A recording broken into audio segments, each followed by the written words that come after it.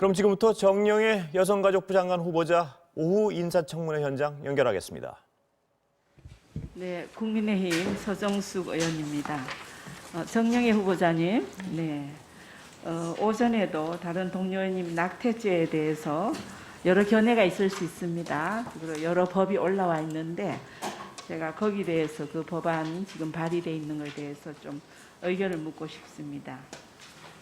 지난 9월 28일 날 호주제 폐지를 이뤄낸 여성계원로 100인 중 한 분으로서 낙태죄 전면 폐지를 촉구하는 선언문에 우리 후보님께서 거기에 1인으로 들어가 계셨죠, 그죠? 네네.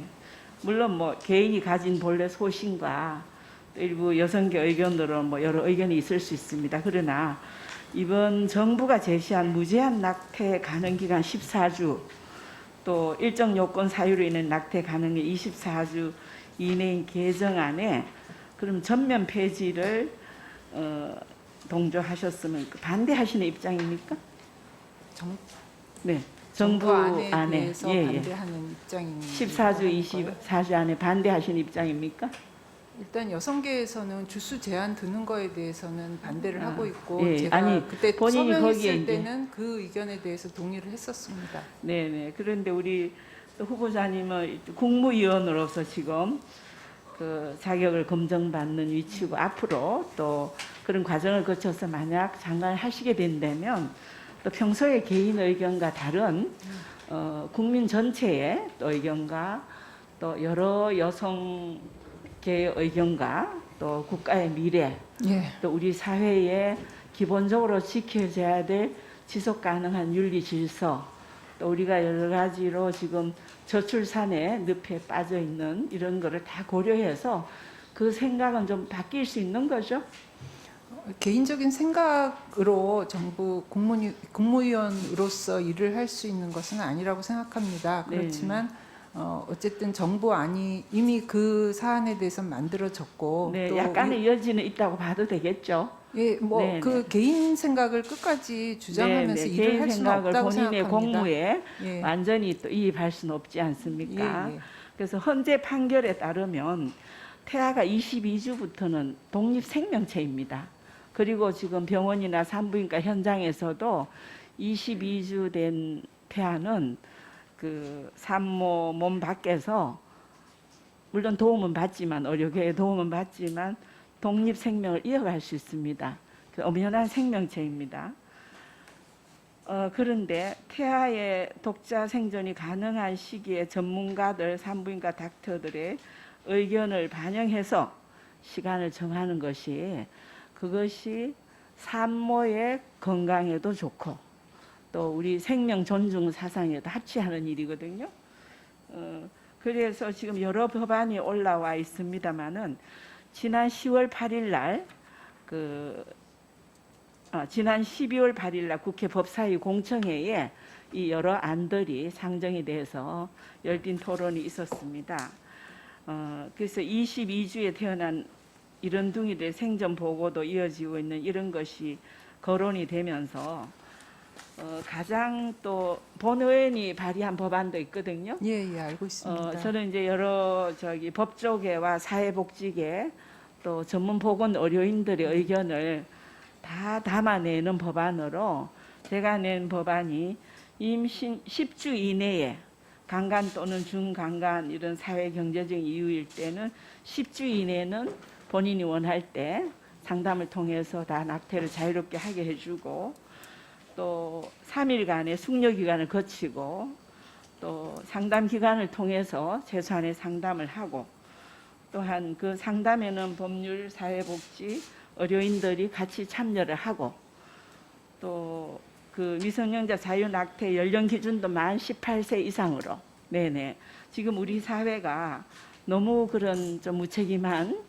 또 그 SNS에 노출된 이런 그런 성문화, 성문란 때문에 이렇게 너무 어린 아이들이 무책임하게 이런 걸 해서 이런 문제가 생기기 때문에 18세로 제한을 했고요.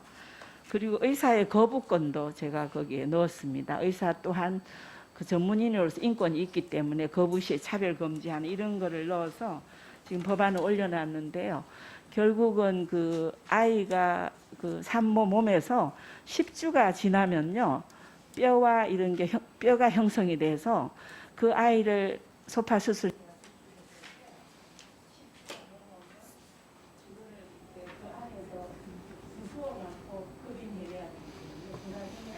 자궁과 산도가 다치고 그런 걸 거친 산모는 그 다음에 불임과 난임의 원인이 됩니다. 산모의 건강도 심해서 이거는 이제 의학적인 우리가 상세히 고려해서 제가 법안을 내는 이 부분에 대해서 납치죄 전문 제2선언의 공상육권 후보자로서 만약 책임 있는 자리에 가신다면 우리 사회에 좀 만연하는 생명 정식 분석, 성물란 이런 걸 종합적으로 생각해서 이게 다시 제고할 생각이 있습니다. 그 주수가 폐지된다고 해서 여성들이 자기 그러니까 임신 후반기에 낙태를 하게 되면 산모의 건강도 굉장히 위험해지게 됩니다. 태아의 생명도 물론이지만 그런 상황에서 주수 폐지됐다 그래서 모든 여성이 아무런 그 판단 없이 그렇게 낙태를 하는 것은 아니라고 생각하고 지금 어쨌든 불법적으로 낙태하는 것들이 굉장히 사회경제적으로 어렵고 그 임신을 유지할 수 없는 상황에서 선택하는 것이기 때문에 의원님께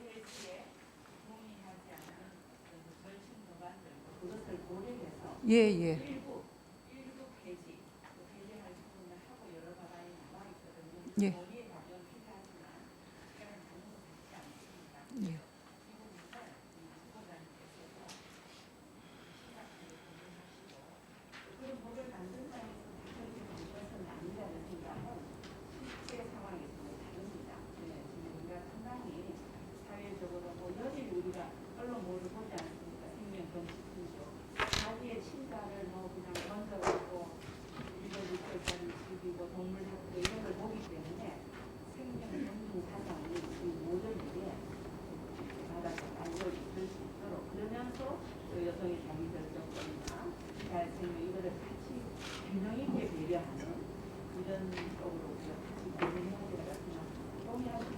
의원님 말씀에 어떤 부분을 말씀하시는지 충분히 이해하고 또 그런 생명 존중권에 대한 말씀도 동의합니다. 그렇지만 이 문제가 맨 처음에 제기되었던 상황이나 또 임신한 여성들이 사회적인 여러 지원을 받지 못하는 상태에서도 낙태를 할 수밖에 없는데 그 낙태가 불법인 상황에서 더 위험에 처하는 상황 이런 것들도 또 같이 고려되어야 될 것이라고 생각합니다. 예. 그래, 예, 맞습니다. 예. 지금 그래서 여러 다양한 서 의원님을 포함해서 다른 다양한 의견들이 지금 입법되어 있고, 그러니까 국회에서 논의 중이기 때문에 일단 나와 있는 정부안이나 이런 것들이 제가 임용되기 이전에 이미 다 진행되고 있는 상황이어서. 네, 서정숙 의원님, 예, 지금 벌써 3분이 지났습니다. 예.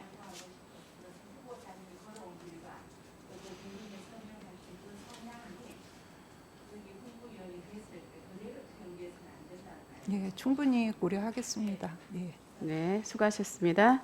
다음은 비례대표 이수진 의원님 질의해 주십시오.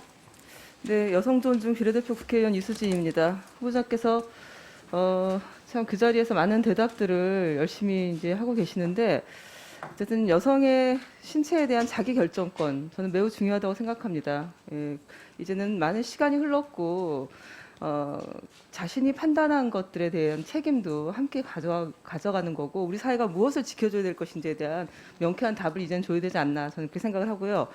그 오전에 여가부 장관이 경질된 것이 기정사실인 것처럼 좀 발언이 좀 있었습니다. 그 사실 확인된 내용인가요?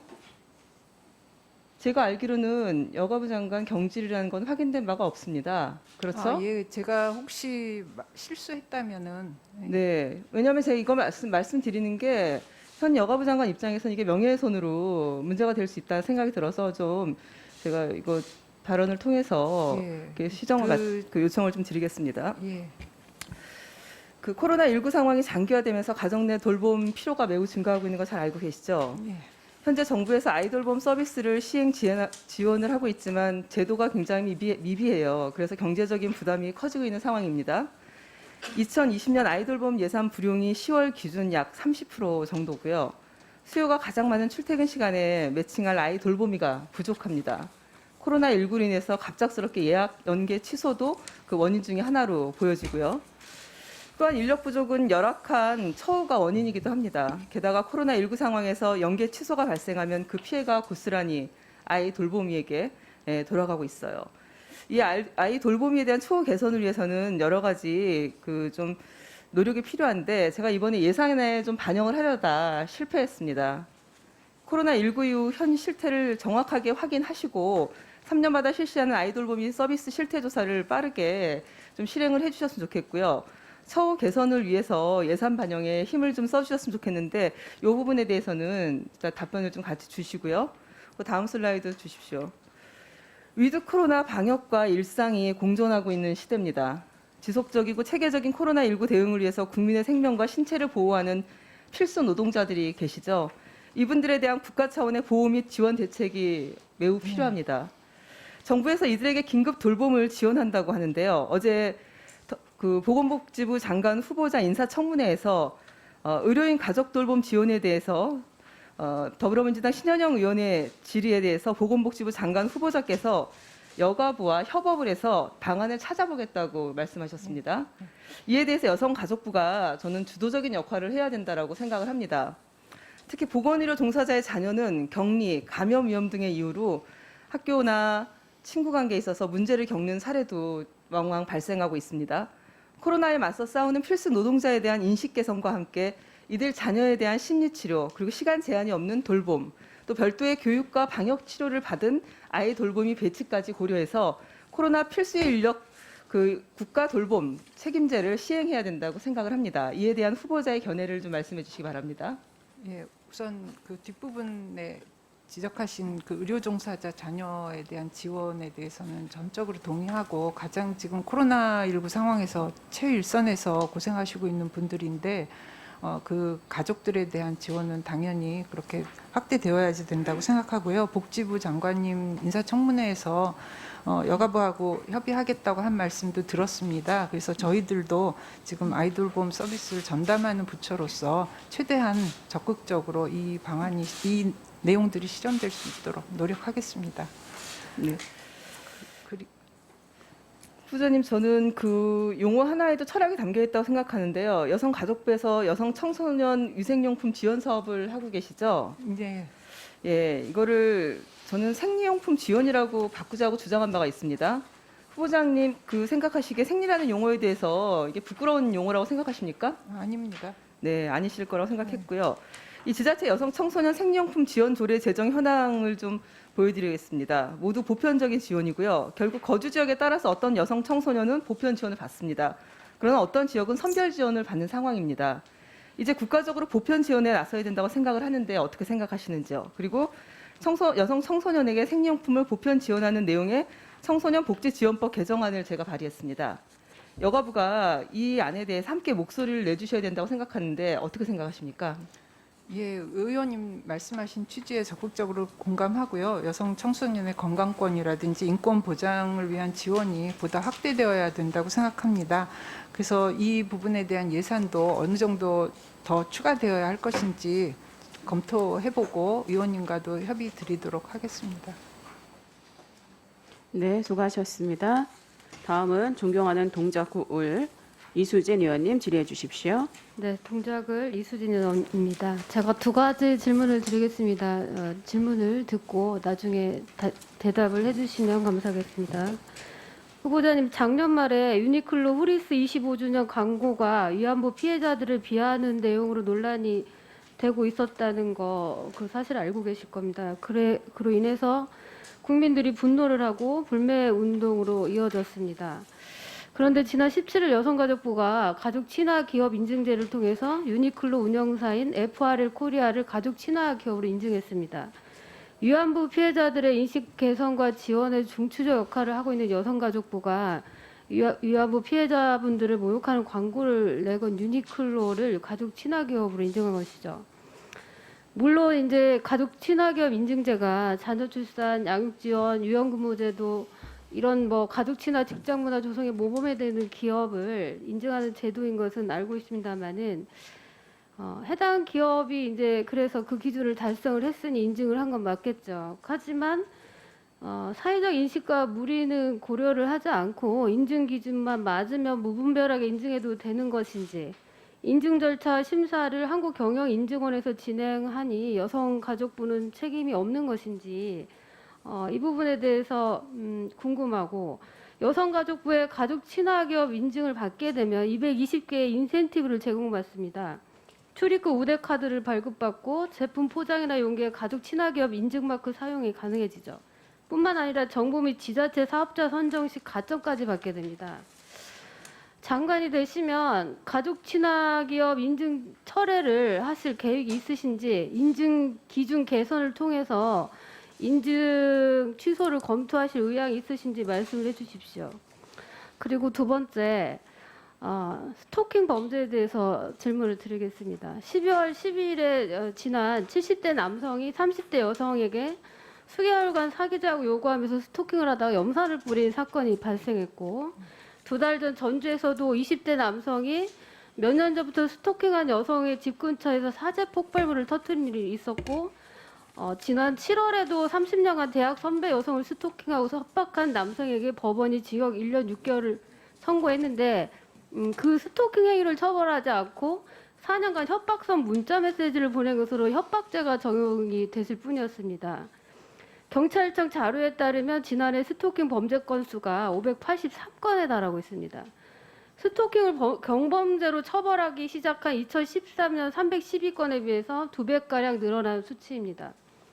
그런데 검거가 돼도 처벌은 경범죄 처벌법상 지속적 괴롭힘으로 10만 원 이하의 벌금, 구류, 과료형에 그치고 맙니다. 스토킹 범죄 피해자 다수가 여성이고, 스토킹 범행 초기에 제대로 된 가해자 처벌과 피해자에 대한 보호 조치가 이루어지지 않으면 폭행하고 살인과 같은 강력 범죄로 이루어진다는 거 알고 계십니까? 건데 이 스토킹 범죄 처벌법이 이제 제정이 돼야 되잖아요. 그런데 이 법이 국회에 발의된 게 지금 1999년입니다. 21년이 지났는데도 아직까지 입법이 되고 있지 않습니다.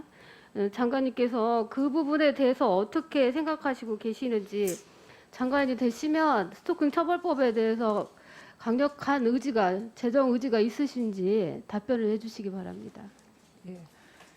먼저 유니클로 관련해서 어쨌든 사회적으로 잘 안 들리니까요, 장관님 네. 크게 말씀해 주시죠. 가족 친화 인증제 유니클로가 지정받은 것에 대해서 사회적으로 어쨌든 무리를 일으키게 된 것 같습니다. 근데 말씀하셨던 것처럼 자세히 내용 의원님께서 말씀해 주셨는데, 이제 한국경영연구원에서 하고, 그리고 1년에 한 굉장히 많은 800여 개 정도가 인증을 받으니까 꼼꼼히 챙겨보지 못한 측면도 있고, 또 한편에서는 이제 거기서는 기준에만 맞으면 하는 이런 기계적인 처리가 이루어지는 과정에서 이러한 일이 일어났다고 생각합니다. 그래서 앞으로는 이것이 기준에만 맞는 것이 아니라 사회적인 문제가 있는 기업인지, 현재로는 이제 그런 기준이 없기 때문에 아마 고려도 하지 않고 지정을 했을 텐데, 그런 부분에서 기준을 좀 개선하고, 또 그런 좋은 취지로 시작한 일들이 오히려 역으로 문제를 일으키게 되는 그런 일이 없도록 세심하게 살펴보도록 하겠습니다. 그리고 스토킹 범죄 처벌법과 관련해서는 말씀하신 대로 오랫동안 발의되고 그대로 진행되지 않는 상황에서 오히려 스토킹 범죄는 점점 더 확대되고 심화되고 있어서 의원님 말씀처럼 입법 필요성이 시급하다는 점에 대해서 공감을 합니다. 그래서 빠른 시일 내에 이 법이 제정될 수 있도록 법무부하고 적극 협력하고, 오늘 그러니까 차관회의 상정이 된다고 합니다. 그러니까 이제 이 부분에 대해서도 좀 더 이렇게 제대로 진행될 수 있도록 적극적으로 장관 임용이 된다면 챙겨보도록 하겠습니다. 네, 수고하셨습니다. 다음은 존경하는 양금희 의원님 질의해 주십시오. 네, 대구 북구 국민의힘 양금입니다. 후보자님, 프랑스 사회학자 부르디웨가 국가의 오른손은 경제부처나 법무부이며 국가의 왼손은 노동, 의료, 복지와 같다고 했습니다. 다시 말해서 여성가족부는 국가의 왼손에 해당합니다. 국민의 생활을 보듬고 약자를 보호하고 그들의 목소리를 대신해주며 눈물을 닦아줄 수 있는 그러한 부처가 돼야 된다는 것이 여성가족부 가족위원으로서의 제 소신이기도 합니다. 근데 제가 여성가족부의 역할을 보면서요, 그 역할을 제대로 감당하지 못하고 있다는 생각을 할 때가 굉장히 많이 있습니다. 우선 제가 좀 살펴보겠습니다. 우선 이 이야기를 드리기 전에요, 제가 장관 후보자님께 하나의 약속을 받고 싶습니다. 만약에 정권과 반대되는 목소리를 꼭 여성가족부 장관으로서 내야 한다면 내시겠습니까? 의견은 제 여성가족부를 대변해서 의견은 내야 한다고 생각합니다. 그렇지만 그것이 정부의 여러 부처와 조화를 이루어야 한다든가 조율을 해야 하는 상황이라면 그런 저는 것도 그거를 지금 여성가족부 장관 후보자님께, 정영희 후보자님께 요구하는 것이 아니라 여성가족부 장관으로서의 목소리만 내시면 됩니다. 그러면 나머지 조율하고 그 부분에 대한 결정 권한은 그 위에 임명권자인 대통령에게 저는 있다고 생각합니다. 그 부분에 대해서 약속하실 수 있겠습니까? 여성들의 권익이라든가 성평등을 위한 이슈에 문제가 발생할 경우에 의견을 내도록 네. 하겠습니다. 제 그 약속을 믿어보도록 하겠습니다. 예. 2018년 안희정 지사 성폭력 사건 이후에 여성가족부에서 관계부처와 함께 성폭력 건절 대책을 대대적으로 발표했으나 최근 3년간 사실 익명 상담 신고가 대폭으로 증가하고 있습니다. 2018년도에 953건이었던 게요, 2020년 9월인데도 1925건으로 늘어났습니다. 이 이후의 배경에는 아마 2차 가해하고 굉장히 문제가 되는 부분들이 있는 것도 저는 알고 있습니다. 게다가 2건 이상 신고된 기관들 중에서 가해자가 기관장이었던 기관이 16건이나 되는데요. 그중에서 피해자가 어렵게 상담하고 신고했는데 여성가족부에서 그러니까 조치가 중단이 된 경우가 무려 40%에 육박하고 있습니다. 그래서 제가 장관님께 지금 2차 가해에 대해서 질문을 좀 드리겠습니다. 그에 대해서 명쾌하게 답변해 주시기 바랍니다.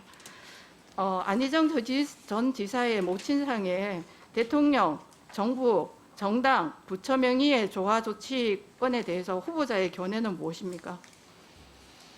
2차 가해라고 생각하시지 않습니까? 제가 그것이 뭐 예를 들면 여러 가지 문화적인 우리나라의 그 조의를 표현하는 문화라든가 뭐 이런 것들이 연관되어 있는 지금 문제이므로 장관 후보자님, 죄송한데요. 제가 질문을 다 드리면 답변해 주시기 바랍니다. 그렇게 우회적으로 답변을 요구하는 게 아니고 이다 아니다만 명쾌하게 답해 주시면 됩니다. 나머지 사회적 규약이나 규범에 대해서는 모든 국민들이 사실은 대체로 다 알고 있는 사실들입니다. 그리고 두 번째, 현직 모 검사가 박원순 전 시장과 팔짱을 낀 사진과 함께 팔짱 끼는 방법으로 추행했다, 자수한다라는 SNS 글을 관련해서 이렇게 게시를 해서 논란이 된 적이 있습니다. 이에 대해서는 후보자님께서는 어떤 생각을 가지고 계시는지도 말씀해 주시기를 부탁드리고요.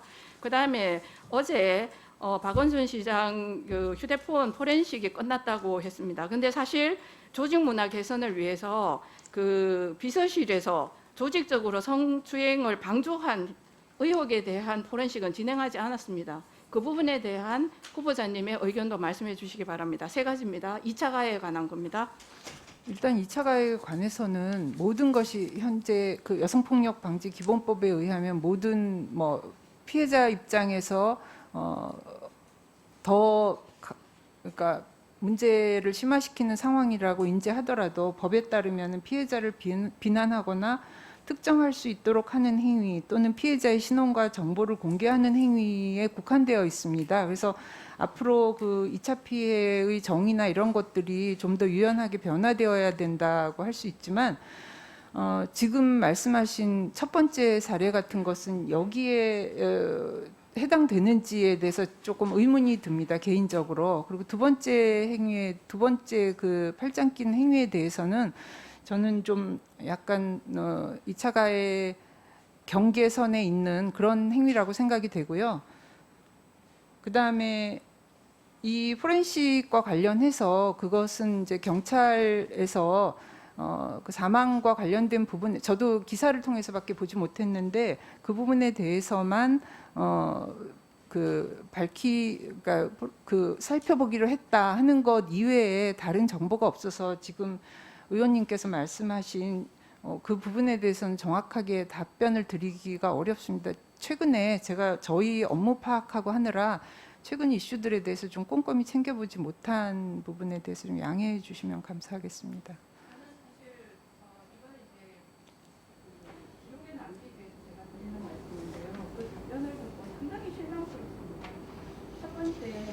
저 같으면요, 그 피해자 첫 번째 안희정 지사 요소에 그 상가에 대통령이나 정부기관에서 도발을 보내는 부분에 대해서는 피해자로서는 엄청나게 문제가 될 수 있다고 생각하거든요. 그래서 그 부분에 대해서는 나는 그렇게 생각한다라고 아까 말씀하셨잖아요. 정권과 반대되는 목소리 내실 수 있느냐고 제가 여쭤봤죠. 그렇게 말씀하셔야 되고요. 그다음에 검사님, 이 모 검사님의 그 팔짱을 낀 경위는 경계성 상황에 있는 것이 아닙니다. 조롱했습니다, 피해자를. 피해자를 조롱한 사람을 2차 가해자라고 안 하면 누가 가해자입니까?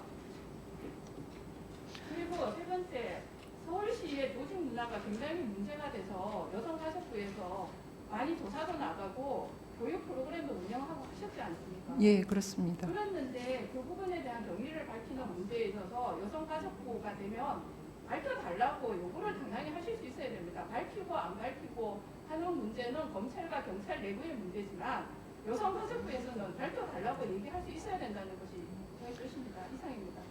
예, 말씀드려도 되겠습니까? 네, 수고하셨습니다. 예, 다음은 존경하는 이원택 의원님 질의해 주십시오. 예, 제가 이제 청소년과 관련된 이제 질의를 준비했는데요. 그 질의하기 전에 제가 오전에 그 의원님들 말씀 중에 탁현민 비서관 관련해서 말씀하시면서 청와대에 이렇게 성추행, 성폭행 관련된 인사들이 많다.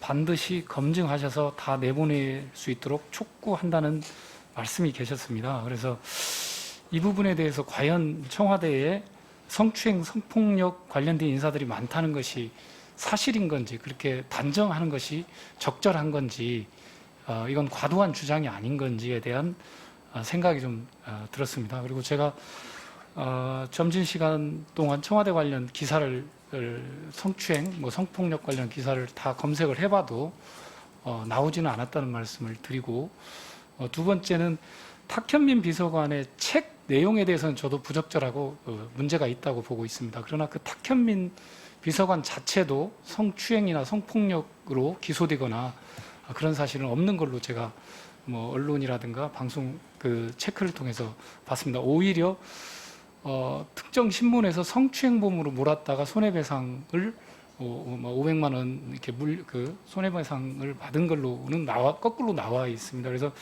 이런 부분에 대해서는 좀 단정 짓는 건 조금 과도하다고 보고 있습니다. 이런 점에서 좀 유감을 표시하고요.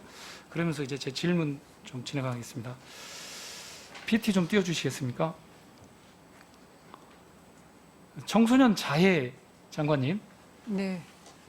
청소년 자해에 관련된 얘기 많이 들으셨습니까? 예, 예, 여기 PT에 보면 우리나라가 이거 19년 조사 자료입니다. 청소년 산단 복지 개발의 조사 자료인데 영국, 대만, 미국, 중국, 한국인데 자해 경험 청소년 비율이 22.8% 높습니다. 다음 PT 한번 보여주시겠습니까? 또 그 유형은 자신을 깨물었다, 또 자신의 머리카락을 뽑았다, 고의로 자신을 때렸다, 상처가 날 정도로 피부를 긁었다, 이렇게 말하고 있습니다. 이 말은 장관님, 이 청소년 자해는 청소년 자살로 가는 전 단계로 예. 인식해도 되겠습니까? 예, 맞습니다. 예. 네? 그러면 우리가 학교 밖 청소년들 또는 학교 안팎의 청소년들에 대한 청소년 자해를 하고 있는 것에 대한 상담이나 교육이 필요하다고 생각하십니까? 예. 네, 다음 PT 한번 보여주시겠습니까? 사실 우리나라 청소년 자살 현황은 2015년에 708명이었는데 2019년에 876명으로 늘어나고 있습니다. 아마 또 올해는 코로나의 영향도 있을 걸로 보여지는데 이렇게 자해가 청소년 자살로 이렇게 가는 그 대목에서 여성가족부에서 좀 청소년 자해 문제에 대한 조금 적극적 대책이 필요한데 여기에 대한 견해나 대책이 있으면 말씀해 주시겠습니까? 예, 의원님께서 걱정하신 대로 자해도 증가하고 있고 또 그에 수반되는 그게 더 진전된 자살도 급증하고 있고 또 코로나 상황 속에서 청소년들의 뭐 우울이라든지 여러 가지 문제들도 더 증가하는 환경에 처해 있는 것은 이제 확실한 것 같습니다. 그래서 여성가족부에서는 그동안 이제 자해 우려가 있는 청소년을 조기에 발굴해서 이러한 그 더 심화된 상황으로 이어지지 않도록 예방하기 위한 여러 체계를 구축하고 있는데요. 청소년 상담 복지센터라든지 1388 청소년 상담 전화나 사이버 상담 등을 통해서 이런 징후가 있는 청소년들을 조기에 발굴해서 예방하고 또 치료한 그 맞춤형 프로그램을 통해서 이들을 그러한 위기 상황에서 구제해 내기 위한 노력을 하고요. 그래서 실제 17개소의 그 시설에서 이러한 맞춤형 프로그램을 진행하고 있습니다. 그리고 또 청소년 지도사나 청소년 상담사들을 통해서 자살 예방 게이트 키퍼로 양성해가지고 사전 예방을 위해서 노력하고 있고 앞으로 더 이 부분은 강화해 나갈 생각입니다. 그리고 또 청소년 상담 복지센터가 이러한 전문화된 역할을 이런 것들을 방지시키고 더 확산되는 것을 막기 위해서 노력하겠습니다. 그래서 지금 자살 자해 집중 그 심리 클리닉을 17곳에서 운영하고 있습니다. 그 장관님 이제 이렇게 청소년 문제를 접하다 보면 대체적으로 대책이 이제 상담과 교육 또는 뭐 시설을 통한 뭐 예. 이렇게 사회적 참여 예. 뭐 이런 겁니다. 근데 이런 것이 조금 전체적 아까 근본적인 검토를 한번 해보시겠다고 전차 해주셨는데 이게 이제 좀 제가 볼 때는 나누어서 대책이 진행되고 있다. 뭐 청소년 근로보호관익센터라든가 여러 가지가 좀 나누어서 이렇게 대책이 돼 있고 이것도 또 뭐 5대 권역으로 제한되거나 17개월 광역시도도 아니고 5대 권역으로 제한되거나 여러 가지 이렇게 제한된 것들이 많이 있습니다. 여기에 대한 좀 폭넓고 특단의 대책을 좀 가져주시기 부탁드립니다.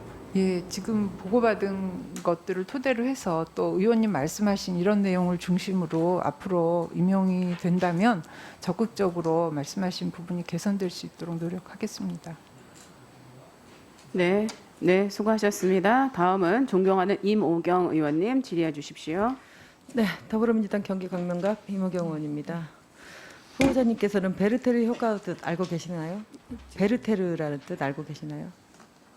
베르테르 네, 베르테르.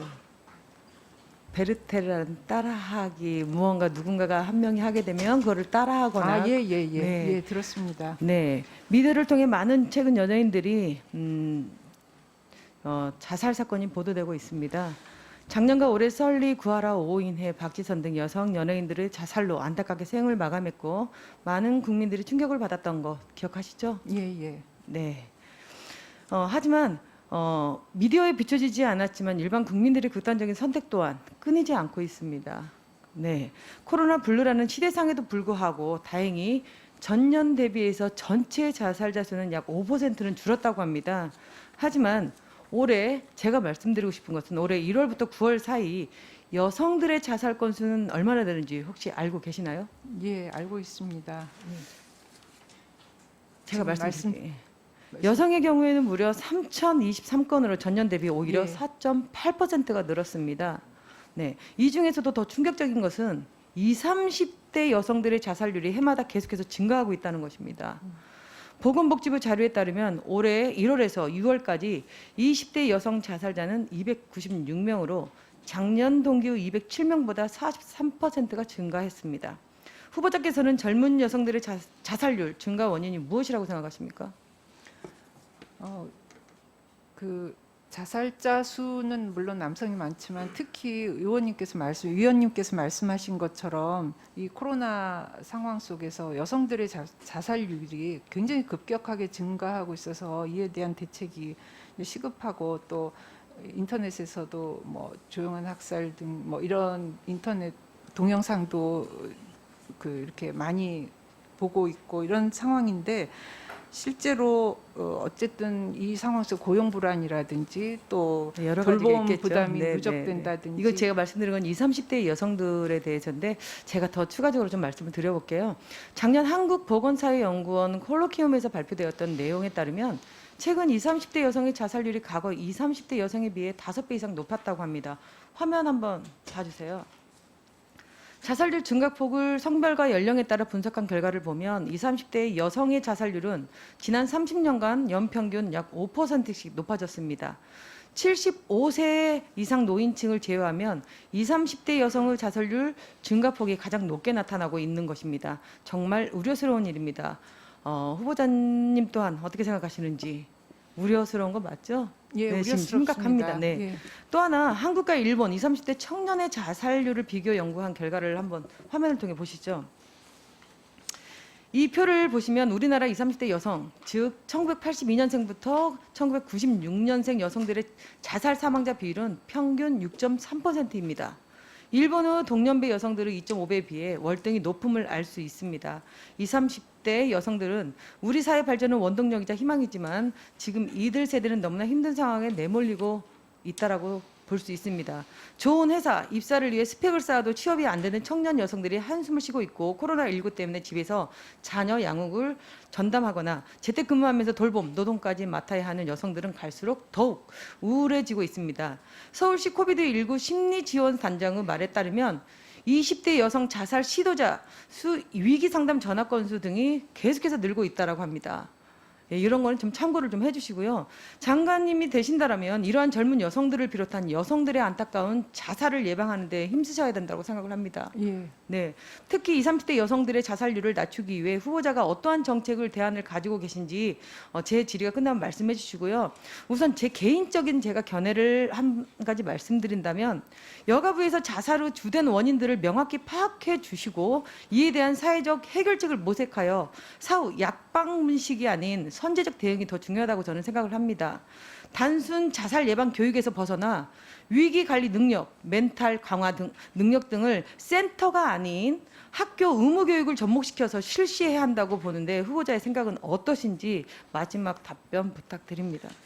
예, 위원님 말씀에 답변드리겠습니다. 먼저 자살률은 너무 심각한 문제이고 이것이 급격하게 증가한 것이기 때문에 시급한 대책과 또 좀 더 구조적이고 장기적인 대안 마련이 동시에 진행되어야 될 것이라고 생각합니다. 일단은 여성의 고용 안정성을 확보한다든지 새로운 그 일자리에 진입할 수 있도록 최대한 지원해서 고용상에서 오게 되는 여러 가지 자살의 요인들을 줄여주는 것이 필요하고 또 위원님께서 말씀하셨던 것처럼 지금 그 돌봄이라든지 이런 부분에 있어서의 부담도 줄여주기 위해서 노력하고 그다음에 노동시장 내에서 여러 가지 성차별적 요인 같은 것들도 개선해 나가는 그런 노력도 필요할 것이라고 생각합니다. 그리고 현재 위기 상황 가까이 가 있는 여성들을 위해서는 이제 심리적인 정서적인 프로그램들도 제공해야 할 것으로 생각이 됩니다. 그래서 어쨌든 이렇게 정말 심각한 우리나라 자살률이 뭐 전 연령이 다 노인 자살도 그러고 뭐 다 전체적으로 OECD 국가에서 높긴 하지만 사실 20, 30대 여성들의 자살률은 굉장히 특이하게 급격히 증가하는 것이어서 신경 굉장히 주목해서 일을 하게 된다면 다루어야 할 중요한 과제라고 생각이 되고요. 이것이 이제 학교 의무 교육이라든지, 그러니까 학교 안에 그 청소년을 위해서는 이제 말씀하신 것처럼 교육부나 이런 데하고 그 협의해서 이러한 프로그램들을 시행될 수 있도록 하고 또 학교 밖의 청소년이나 위기 청소년들에게 이런 문제들이 또 더 심각하게 제기될 수 있으니까 와 관련해서 하고 있는 프로그램에도 이 자살 예방이나 또 심리적인 정서적인 지원을 하는 프로그램들도 더 추가해서 면밀히 그 검토하고 또 실태도 잘 파악하고 대책도 마련하도록 하겠습니다.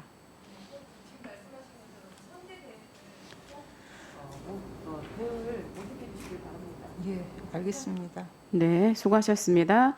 다음은 존경하는 전주혜 의원님 질의해 주십시오. 저 위원장님 1분만 의사진행 발언 하도록 하겠습니다. 네. 예, 제가 그 오전에 그 후보자께 그 동안의 그 14년간의 그 자산 증식에 대한 어떤 소명 자료를 좀 제출을 했는데 요청을 했습니다. 근데 지금 점심 시간에 온 게 요거 딱 한 장입니다. 그냥 결론. 지금 이런 상태에서 오늘 아주 효율적인 지금 인사 검증을 하기는 좀 어렵다는 말씀을 드립니다. 후보자, 예, 이거 지금 뭐 하자는 겁니까? 증빙 관련 서류는 이미 저희가 그거는 제출했습니다. 결과고요. 예. 지금 제가 물어본 거는 그 사이에 증식 과정을 지금 관련한 자료를 좀 보내라는 거 아닙니까 이게요. 그러니까 매년 8년 어땠고 9년 어땠고 10년 어땠고 그런 거를 해주셔야지 지금 뭐 하자는 거예요 이게? 그냥 오늘만 버티면 된다고 생각하세요? 아니 오늘 그렇게 생각하지 않습니다. 저희는 자, 네. 그 자료가 지금 없는데 전주혜 의원님 잠깐만요.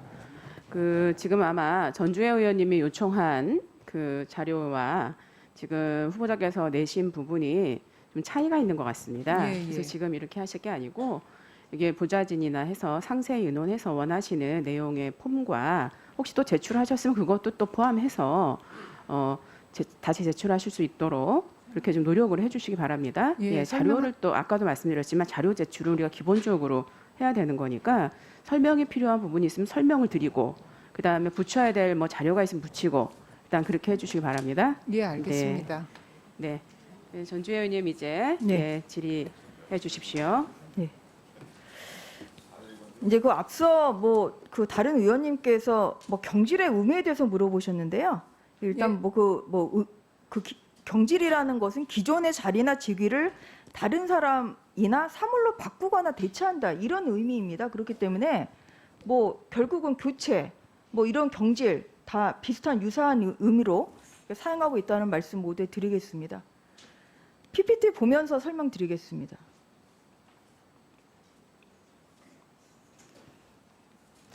코로나19로 그 대한민국의 모든 국민들이 굉장히 큰 정신적, 경제적 고통을 받고 있습니다. 그런데 얼마 전에 그 모 의원님이 올리신 이 사진 한 장 때문에 국민들의 분노가 폭발 직전이었습니다. 이 사진 보신 적 있으시죠? 예, 봤습니다. 예. 기론옥 할머니의 이제 생일 파티를 한다면서 이제 코로나 와인 파티를 했다 이제 이런 내용입니다. 지금 그 후보자께서는 정의원이나 대역학원은 혹시 관계가 있으세요? 아니 없습니다. 그러면 후보자께서 만약에 여가부 장관으로 임명이 되신다면 이 부분에 대해서는 단호하게 대응을 하셔야 된다는 것은 여기서 다짐하실 수 있으신 거죠? 저희 업무하고 연관된 부분에 대해서는 그렇게 하도록 하겠습니다. 지금 이 기론옥 할머니가 지금 윤미향 의원이 지금 기소가 된 사실 중에 포함이 돼 있어요. 기론옥 할머니의 이런 그 치매 상태를 이용해서 여성 인권상 등의 상금 7,290만 원을 준사기했다는 걸로 지금 기소가 돼 있습니다. 그럼에도 불구하고 본인은 또 이것을 부인하고 있어요. 아예 이런 이제 범행을 아예 인정하지 않고 있습니다. 그래서 이제 보다 못해서 이렇게 생일자도 없는 이러한 코미디 같은 이런 파티를 열었고 거기에 대해서 기론옥 할머니가 이제 그 며칠 후에 유튜브 채널을 통해서 기부금 돌려달라 이제 이러한 메시지를 내기도 했습니다. 다음 장 보겠습니다. 지금 이제 이것이 지난 10월 27일에 여가부 국정감사 때 제가 물어봤던 내용입니다. 이제 이와는 별도로 지금 6,520만 원을 윤미향 의원이 정대역 관계자와 공모해서 이 6,520만 원의 보조금을 부정수령 및 사기한 것으로 지금 기소가 돼 있는 상태입니다. 여기에 그 보조금 관리에 관한 법률에 따르면 이러한 경우에는 보조금의 취소 결정을 하고 반환을 절차를 밟게 돼 있습니다. 그래서 지금 장관 이종욱 장관은 이제 이렇게 요청을 해서 밟고 있다 이제 이렇게 말씀을 하셨는데 이거 어떻게 절차가 진행되고 있습니까? 현재 검찰에 기소된 내용에 대해서 정대협 측에 소명 자료를 제출받아서 검토 중인 것으로 알고 있습니다. 정대협의 지금 그 소명 자료라는 거는 지금 이 사건에서 부인하고 있잖아요. 그러면 뭘 보고 판단하시겠다는 거예요? 그러면 유죄 판결 나기 전까지는 그냥 판사 안 하겠다 지금 그 얘기입니까? 일단 소명 자료에 근거해서 저희가 검토를 하고 그 기소되는 상황에 대해서 일단은 그런 장관님 과정인 보세요. 것으로 알고 이게 있습니다. 지금 보조금의 취소는 어떤 경우에 해야 되냐면 거짓 신청이나 그 밖에 부정한 방법으로 교부금을 교부받은 경우에 교부 결정에 취소를 하게 돼 있고요. 이런 것을 어겼기 때문에 결국은 거짓 신청이나 부정한 방법으로 교부금을 정대협에서 받았기 때문에 지금 기소가 돼 있단 말이에요. 예. 그런데 무슨 정대협의 소명이 또 필요합니까? 그거는 결국은 피고인이 부인하는 것을 지금 보겠다 이거랑 똑같은 거예요. 어쨌든 기소가 됐더라도 그쪽의 의견을 듣고 그것을 가지고 그럼 판단해서 언제쯤 나옵니까? 제가 그거는 정확하게 절차가 아니 어떻게 책임감 있게 해주세요 지금. 그러니까 자꾸만 여가부가 정대협이나 정의원 편을 든다는 얘기를 지금 듣는단 말입니다. 이게 지금 이게 언제예요? 지금 이게 제가 물어본 게 지난 10월 27일인데 아직까지도 소명받고 있습니까? 다음 물어보겠습니다. 그 다음에 또 그 여가부 장관 뭐라 그랬냐면 이제 이게 그 보조금 취소도 하고 반환도 받아야 되지만 그 다음에 그 이 단체 보조 사업 수행 배제 대상입니다. 그 부분에 대해서 물어봤더니 뭐라 그랬냐면 확정되기 전까지는 우리가 두 군데 정의원이나 정대협 보조금 사업이나 이런 거 할 수 없습니다. 이렇게 얘기했습니다. 맞습니까? 정의원은 해당의 기소 내용에 포함되지 않고요. 정대협에 대해서는 말씀하신 대로 기소되어 있고 지금 그 관계를 파악하고 있는 것으로 들었습니다. 그러니까 정의원의 경우에는 기소하고 무관한 것으로. 여가부 장관은 잘못 말씀하신 거네요. 이거 지금 국감에서 말씀하셨거든요. 맞죠. 예. 이거는 확실히 잘못 말씀하신 겁니다. 여가부가 이렇기 때문에 토지론이 나오는 거예요. 국감의장에서조차 지금 본 의원의 질문에 대해서 뭐가 뭔지도 모르고 지금 이렇게 말을 하고 지금 여기 와서 그러면 어떻게 되겠습니까? 보는 국민들은 여가부가 말 바꾼다 이렇게 생각하고 있습니다. 예, 제가 알기로는 그렇게 보고를 받았는데요. 정의원은 이 기소 내용과 무관하고 그 정대협은 기소되어 있는 상황이고 저희가 검토하고 있는 중이라고 보고를 받았습니다. 그런데 이제 임용이 된다면 의원님께서 그 지금 의혹을 가지고 계시는 부분들에 대해서 좀 더 명료하게 예, 죄송합니다. 예, 죄송합니다. 말씀하신 내용에 대해서 면밀히 살펴보고 어느 부분에서 지금 지체되어 있는지 어떤 부분을 명료하게 저희가 해야 하는 부분인지 검토해 보도록.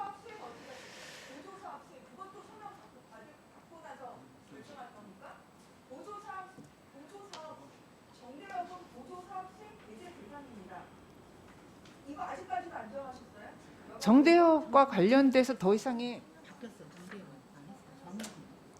저희는 지금 현재 진행하고 있는 건 정의연 사업이 연말에 지금 이제 얼마 남지 않아서 그거를 중단시키지 못했고 내년부터는 여성가족부 내의 여성인권진흥원에서 수행하는 것으로 변경했고요.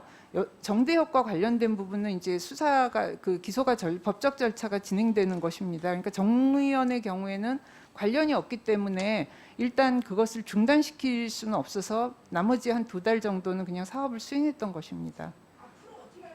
아니 앞으로는 이제 여성인권진흥원에서 직접 챙겨서 정대협과 특별히 더 아닙니다. 정대협과 관련된 사업은 더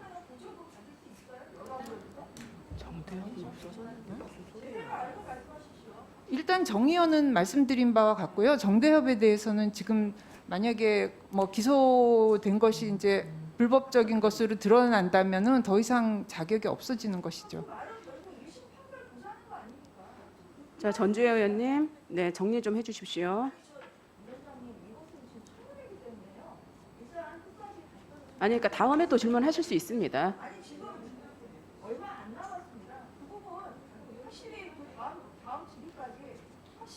예, 알겠습니다. 예, 알겠습니다. 네. 의원님들께 한 가지 공지사항 말씀드리겠습니다. 인사청문회고요.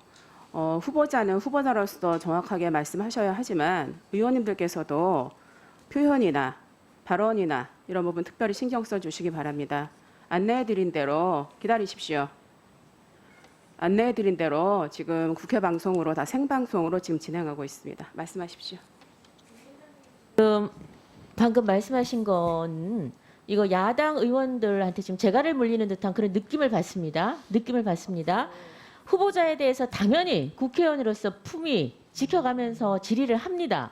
그 부분에 대해서는 특별한 잘못이 없다면 경고성 발언을 안 해주셨으면 좋겠고요. 다음에 굉장히 중요합니다. 우리 지금 여가위 굉장히 중요합니다.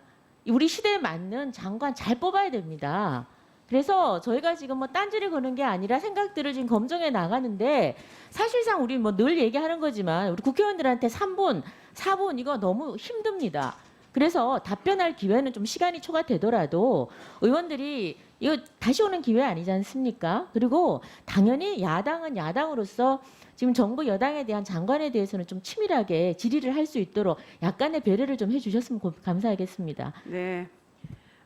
말씀드리겠습니다. 저는 여태까지 그 야당 의원님들이 뭐 길게 말씀하셔도 여러 가지 얘기하셔도 다 뭐 마땅하다고 받아들이고 있었고, 그러나 예를 들면 말씀 가려하십시오 이런 표현은 안 쓰시는 게 좋습니다. 그거는 뭐 잘잘못을 따지는 것은 아닙니다. 여기서는 인사청문회로서 후보자가 도덕성이나 정책 능력이나 이런 얘기들을 하는 겁니다. 지금 말씀하신 거 충분히 이해하고요. 근데 한 가지만 더 말씀드리면, 물론입니다. 자, 김정재 간사님 발언권 없고 발언하세요. 지금 뭐 하시는 겁니까? 제가 지금 얘기하고 있지 않습니까? 기다리세요. 기다리세요.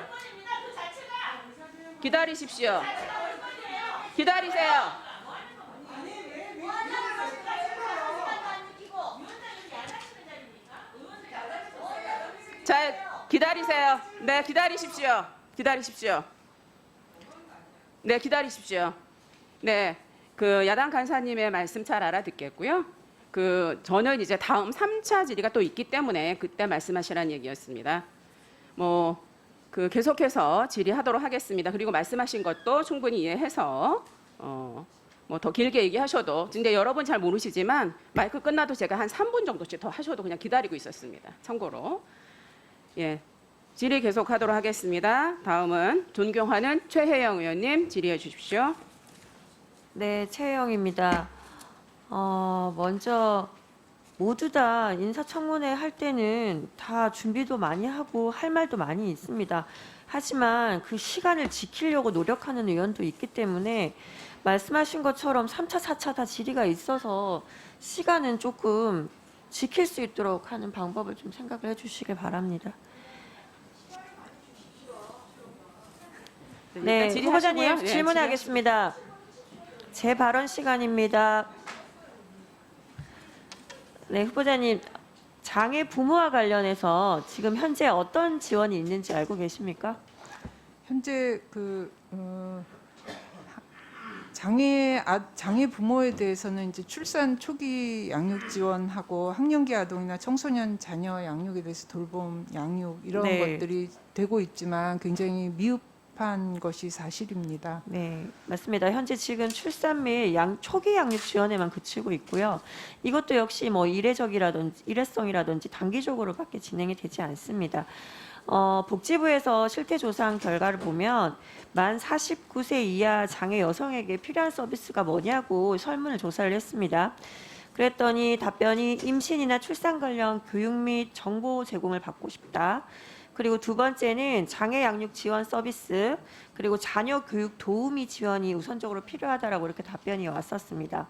근데 제가 생각하기에는 지금 현재 하고 있는 출산과 초기 양육 지원뿐만 아니라 앞으로 학령기 아동 청소년이라든지 이런 양육하고 장애 부모와 마찬가지로 장애 아동에 대해서도 여가부가 지원 차원에서 지원이 필요하다고 봅니다. 그런데 이 문제는 뭐냐면 여가부는 지금 장애 부모의 양육 사각지대에 대한 그 현황 조사조차 제대로 파악이 되지 않고 있습니다.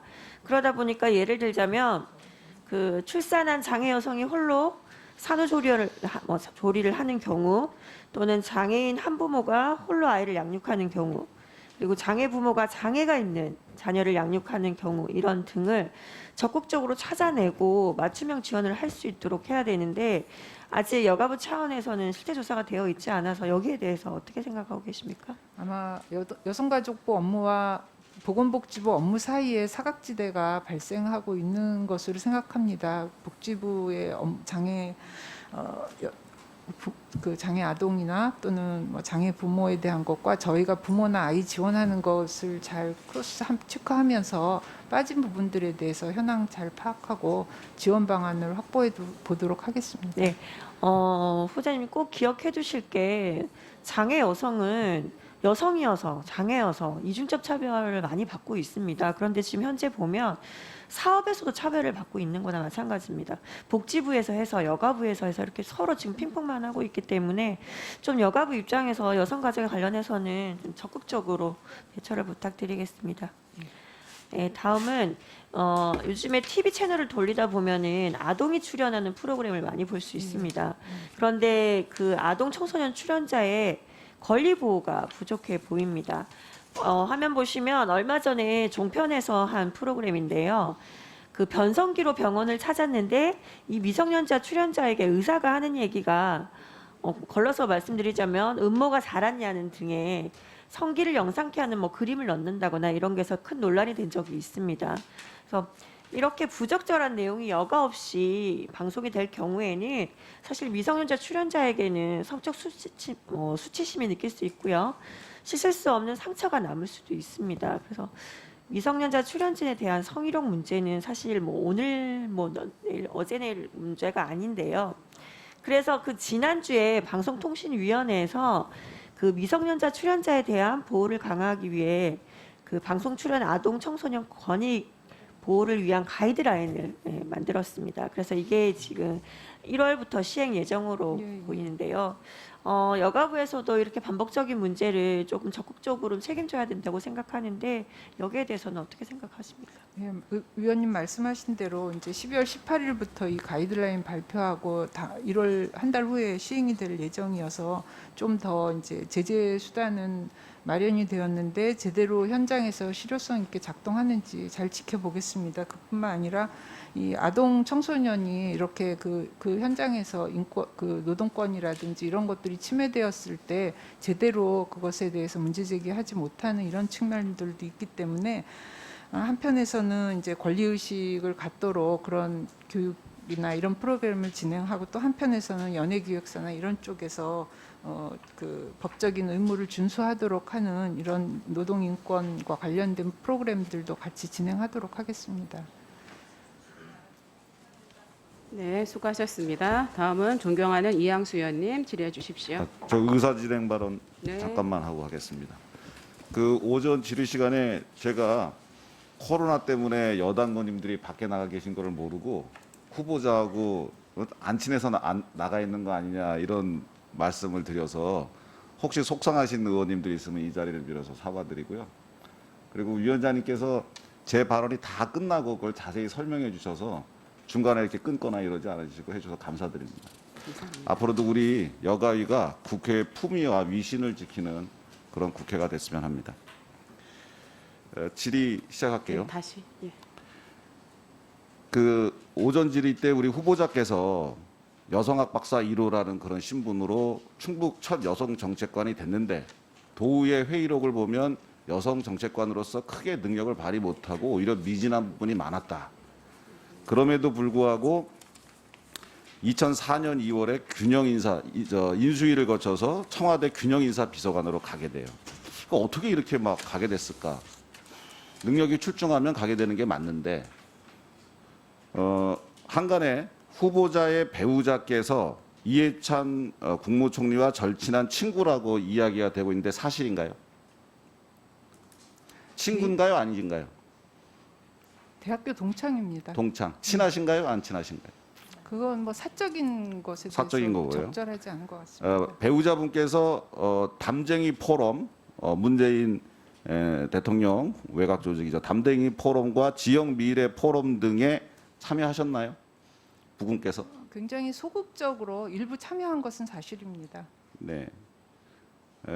여성가족부 장관이 만약에 되신다면 남편 덕에 남편 찬스로 됐다라는 것을 불식시키기 위해서라도 능력을 제대로 발휘하셔야 되고 소신 있게 일하셔야 됩니다. 예, 예?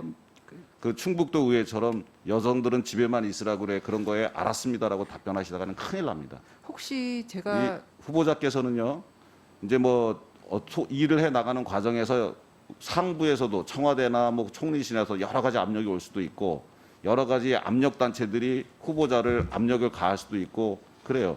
그런 데서 후보자께서 소신을 지키면서 일하시려면 소신 있는 행보를 보여주시기 바래요. 의원님 그리고 시간 끝난 그러면 뒤에 제가 지금 들을 말씀은 없는데 하시고 싶은 말씀 있으면 제 질의 시간 끝난 다음에 소회를 밝혀주십시오. 화면을 좀 봐주시면 거기에 후보자가 배우자한테 증여를 했는데 1억 5천만 원을 증여했어요. 이거 이제 증여세가 납부가 됐습니다. 그 다음 장 봐주세요. 그런데 2014년에 보면 이거는 따님의 장녀분의 페이스북입니다. 거기에 엄마가 이제 차를 사줬다라고 하는 이런 내용이 나와요. 그래서 우리가 차를 사줬느냐라는 질문을 드렸는데 그렇게 자료 제출을 안 하세요. 지금 자료가 아침에 얘기해서 위원장님께서 말씀해 주셔서 왔는데 얼마를 부담했느냐에 일부는 장녀가 일부는 후보자가 부담하였음. 이렇게 무성의하게 옵니다. 차가 1, 20만 원 하나요? 1, 200만 원 하나요? 최소 몇 천이면 기억을 못 하실 수는 없을 것이고 이런 거에 대해서 자료를 분명하게 내주시고 그리고 이 부분에 대해서 증여세를 안 냈으면 지금이라도 당장 내겠습니다. 그거는 내가 깜빡했습니다. 이렇게 나와야 정상인데 일주일 전부터 요구한 자료에 자료 제출 안 하고 증여세를 추가로 납부하겠다는 그런 확약도 없고 이런 식으로 하시니까 후보자가 지금 이거 오늘 하루 그냥 인사청문회만 통과하려고 하시는 거 아니냐 미덥지 않은 생각이 드는 거예요. 예, 오늘 답변 드리려고 했습니다. 제가 답변 드려도 될까요? 요거 사실관계만 해주십시오. 얼마를 부담하셨습니까? 이 아이가 얼마를 부담하셨습니까? 그 부분에 대해서 말씀드리려고 합니다. i30를 1,500만 원 정도에 주고 샀는데 그 중에 제가 얼마를 부담하셨나요? 이게 3년 분할로 아이가 사면서 제가 그러니까 반 정도를 했는데 제가 그 통장이나 자, 뭐 이런 알겠습니다. 그러면 그 반 정도 정확하게 부분에 대한 얼마를 줬다는 증거가 알겠습니다. 없이 그러니까 알겠어요. 그 반 정도에 대한 부분을 증여세를 추가로 납부하세요. 그거는 하겠습니다. 예, 다음 질문하겠습니다. 조금만 설명하면 안 되겠습니까? 다음 질문 드릴게요. 그거 증여세 납부하시려 했었으니까 됐습니다. 네. 그때 배우자께서 1978년에 배우자께서 어머니하고 공동 명의로 신수동에 주택을 구입합니다. 23살에 재산이 없는데 어머니하고 공동 명의로 집을 구입을 해요. 88년에 여의도의 화랑 아파트를 사실 때, 여의도의 화랑 아파트를 사실 때 그 자금원이 신수동 주택을 판 것과 급여 저축분이라고 그랬어요. 그렇다면 이 23세 아드님이 그러니까 배우자께서 재산이 있을 리도 없고 어머니 재산으로 집을 사면서 공동 명의로 했다가 그거 판 돈이 88년 여의도 아파트 구입하는데 들어갔을 거라고 보여져요. 그러면 어머니가 아드님한테 물려줄 때 공동 명의 할 때 증여세를 냈어야 합니다. 이거에 대해서도 며칠째 계속해서 우리 의원실에서 요청을 하는데 계속 자료 안 내시고 증여하지 않았습니다. 증여하지 않고 어머니는 그 돈을 가지고 있다가 청주에 있는 집을 사셨습니다. 그렇게 명료한 자료를 요청하시면 그게 지금 벌써 오래전 자료들이고 증거를 제출하기가 어려워서 제가 보기에는 지금처럼 말씀하시면은 이해가 돼요. 그런 거를 서면으로 제출해 주시면 되는데 그거를 제출 안 해주시니까 저희가 여러 방면으로 그거를 확보하면서 계속해서 쓸데없는 노력을 하게 되지 않습니까? 그게 바로 인사청문회 방해 행위예요. 있는 대로 정확한 금액 지금 오늘 여기 내주신 것도 일부는 장녀가 일부는 후보자가 본다 말씀 이렇게 쓴 것이 아니고 좀 전에 답변하신 대로 했어야 될 거고 이게 아파트 문제도 그 어머니가 그때 팔으셔갖고 그 중에 얼마 금액은 청주 아파트를 어머니 명의로 삼대 썼고 이 중에 일부만 이 중에 얼마 정도만 나왔다. 금액이 크니까 몇 억 이렇게 나눌 수가 있잖아요. 왜 그런 걸 안 해주셔갖고 소명 자료를 제출할 수가 없어서 그렇죠. 그 옛날 거여서 그 설명은 예, 그 후보자님 예. 자료를 요청을 하시지 않습니까? 예, 예. 그래서 말씀하신 대로 자료가 딱딱 붙여서 올 수 있는 건 그렇게 해서 최대한 하면 되는 거고 최대한 그런 게 없는 거는 지금 이양수 의원님이 말씀하신 것처럼 소명한 내용을 제출을 하시면 의원님 또 판단을 하셔서 거기에 어떤 자료가 더 필요하다든지 아니면 이 정도 됐다든지 여러 가지 판단을 하실 수 있습니다. 그러니까 우리가 앞으로도 혹시 자료와 관련해서 이런 일이 있을 수가 있는데요. 자료는 기본적으로 다 제출하시고 그렇게 하는 게 인사청문회든 어떤 회가 됐든 원활하게 진행할 수가 있습니다. 참고로 한 말씀드렸고요. 말씀만 드려도 되겠습니까? 예, 짧게 이양수 말씀하십시오. 의원님께서 이제 많은 자료를 요청하시고 열심히 저에 대해서 이제 검증 준비를 하셨는데 대부분 할 수 있는 건 성실하게 냈습니다. 그리고 오래전의 일이어서 자료를 제출할 네. 수 없는데 네, 알겠습니다. 말로만 하면 증빙을 내라고 하실 것 같아서 충분히 아니, 그러니까 설명드리. 그거는 말로만 하면 증명을 내라고 할 것 같아요. 이거는 예단이시잖아요. 자료를 내라고도 하셨습니다. 그래서 예. 일체 뭐 이렇게 내시는데 저희가 너무 오래전 제가 결혼하기 전의 그 일이고 후보자님, 네 알겠고요. 예. 하여튼 최선을 다해서 최대한 알겠습니다. 자료를 내는 건 기본적으로 지켜주시기 바랍니다. 예, 다음은 존경하는 장경태 의원님 질의해 주십시오. 네, 이 자리에 아마 다른 상임위들도 많이 하실 텐데요. 여가위가 시간을 안 지키는 상임위인지 국민들께 오해가 없도록 동료 의원님들의 배려와 양해 그리고 또 위원장님께 건의 말씀드리면서 질의 시작하도록 하겠습니다. OECD 국가 중 유리 천장 지수가 8년째 연속 꼴찌는 너무 잘 알고 계실 겁니다. 이 전체 이제 AA 대상 기업, 그러니까 소위 적극적 고용 개선 조치죠. 고용노동부에서 발표하고 있는데요. 기업의 여성 노동자 비율은 37.69%인데 관리자는 20.92%입니다. 세계경제포럼의 2020 성격차 지수에 따르면 한국은 153개국 중 108위, 매우 낮습니다. 여기에 대해서 어제 오늘의 일은 아닙니다. 한국 여성은 남성보다 평균 35%의 적은 임금을 받고 경영진은 7명 중 1명, 이사회는 30명 중 1명도 안 되는 게 현실인데요. 이 문재인 정부는 국무위원 30%를 여성으로 맞추기 위해서 노력하고 있습니다. 여기에 대해서 북유럽 국가들의 대부분 2000년대 초반부터 여성이사 할당제 도입을 추진하고 있고 그런 사회적 노력을 기울이고 있습니다. 장관 후보자께서는 여기에 대한 어떻게 생각하시는지 견해를 묻고 싶습니다.